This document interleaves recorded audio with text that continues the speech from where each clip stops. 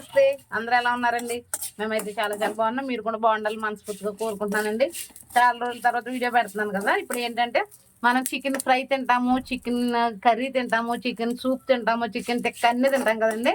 ఇప్పుడు నేను వెరైటీగా చికెన్ కారపొడి అయితే చేయబోతున్నాను. ఇదిగోండి కారపొడికి సంబంధించి ఎండుమిరపకాయలు అవన్నీ మొత్తం అన్నీ రెడీ చేసి పెట్టుకున్నాను. ఎండుమిరపకాయలు, జీలకర్ర, కరివేపాకు, ఇలాచి అన్నీ రెడీ చేసుకున్నాను. ఇదిగోనండి చికెన్ అయితే బోన్లెస్ తెచ్చుకోవాలి. బోన్లెస్ అయితే ఇలా కడిగి పెట్టుకున్నాను.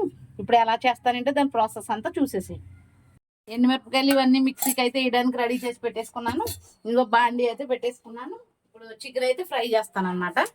ఎక్కడ స్కిప్ చేయకుండా చూడండి, చూస్తే అర్థమవుతుంది. చాలా బాగుంటుంది. ఎప్పుడన్నా అర్జెంటుగా కర్రీస్ లేకపోయినా, లేకపోతే పిల్లలకి ఏదన్నా టిఫిన్లో కావాలన్నా. ఆయిల్ అయితే మరిగిపోయింది. నేనైతే చికెన్ అయితే వేసేస్తాను.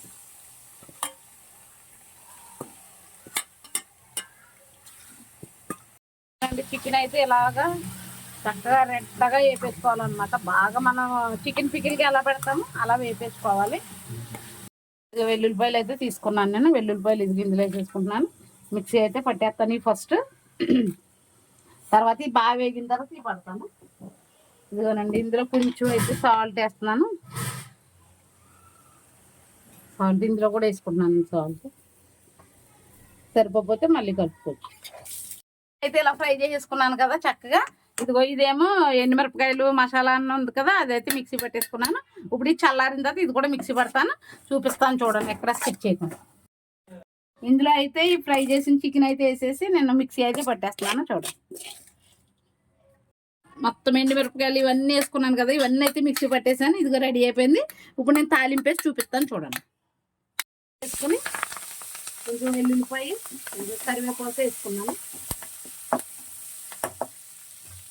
కరివేపాకు అయితే వేగిపోయింది కదా, ఇదైతే వేసేస్తున్నాను. చాలా టేస్ట్గా ఉంటుందండి. చక్కగా ఎప్పుడన్నా అర్జెంటుగా కర్రీ లేనప్పుడు వేసుకుని పిల్లలకి బాక్స్ ఇవ్వచ్చు.